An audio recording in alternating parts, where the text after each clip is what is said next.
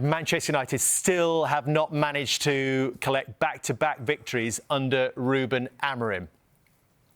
Of the 17 ever-present Premier League teams since he was appointed, Manchester United rank 15th. They've picked up 1 point more than Tottenham, and they are level on points with the next worst, West Ham United, who have got an extra game which comes tonight. Then come Wolves. The other point to make is that Wolves have changed their manager, West Ham have changed their manager, Tottenham have changed their manager as well, and then a big gap to Fulham and Everton. So that's the context of his performance as Manchester United manager. And then you look how he's compared with other Manchester United managers since Sir Alex Ferguson was in charge.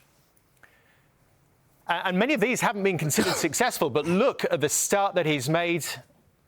From those first 33 games, he's almost on a... We almost need another screen to put him on. The margins are absolutely huge, which is why there is so much concern, it feels right now, amongst Manchester United supporters. And here's another one, and this is for even wider context. When you talk about other managers in Premier League history who've been given 33 games and having been appointed in existing Premier League clubs, there aren't actually that many. So we've taken out promoted managers.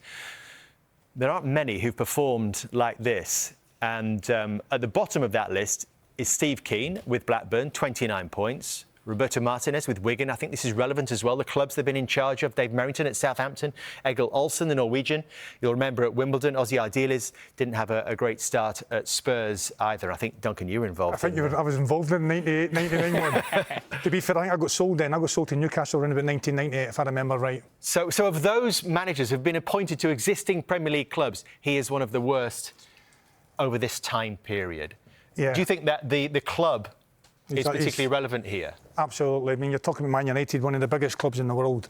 Let's be fair, he's a lucky boy still to be in a job. I think he's got a bit of credit on what he did last year, coming to Man United when they were struggling a wee bit. So he came last year, he didn't really want to come last season. So I think they've given him a wee bit of credit in the bank there. But look, for a team like Man United, you see the stats there, the stats are for there to always see. So he's very lucky to stay in his job. But hopefully he gets another few games, you know what I mean? Because we always want the managers to stay in their jobs and be successful. But it's not good enough, is it? Well, it's Sunderland next, and then it's the international break. Why do you think he is still in a job? I think he's still in a job because I think the powers that be and Manchester United have made that many mistakes so far and decisions that they've made on and off the pitch that they almost don't want to admit right now that they've made another. And this has been a disaster for Manchester United, but also Ruben Amorim. What he did at Sporting Lisbon was fantastic. You know, he looked like the next big thing as a manager, but bringing a manager like that in terms of the system that he played, I don't think ever really suited the club of the traditions of Manchester United. And the quicker Manchester United make the decision on the manager, I think it's better for everybody because, as I said, it's been a disaster for club, but also the manager. And we're only waiting for the inevitable, I think. Unfortunately, as Duncan's just said, you don't want to see people lose their jobs, but this has to end as quickly as possible. Is that group of players better than it is looking? I think so. I think they are. But I think maybe it's the system. You know, maybe he talks about the system a lot, doesn't he? He's not changed the system at all. He's not trying to find a way. When you're losing games, you've got to find a way to win. You just can't keep on going with the same system all the time. So you need to try and find a way to win. And he's never done that. He's stuck to the same system. He needs to change it a little bit. Maybe going to a back four, go a bit more traditional Manchester United. But to be fair, when they recruited them into play this formation. 100%. They knew what they were getting. They knew what they were getting. They wanted that formation. They wanted that style of play, and they've got that. I think you're right. I'm big on that. I mean, I've never been one of them saying he has to change his system. A lot of managers speak and say, I've got a certain the system might change, but my style doesn't. His baby is his system. It's like asking Jurgen Klopp not to press or Pep Guardiola not to play short passes through the middle of the pitch. This is what he is. That's on Barada or Jason Wilcox or Jim Ratcliffe. They brought him in. Talking about him changing centre-backs, a stat came out that he changed in his 49 games, 42 times he's changed the back three. He did that at Sporting Lisbon. You knew that when he came in, the powers that be. So that's the big problem there. But the problem, I think, when you look at Ruben Amorim, I think every other Premier League manager would look at Manchester United and think, I could do a better job than that.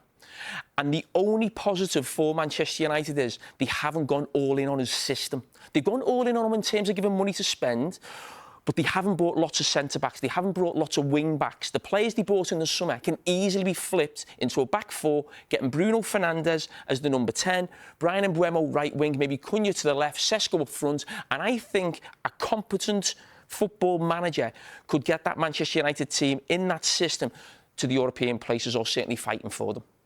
We asked our fans, again, on the Finalysis app, those verified Manchester United fans, to answer this question on whether he should be given more time. And actually, 46% still say, yes, he should.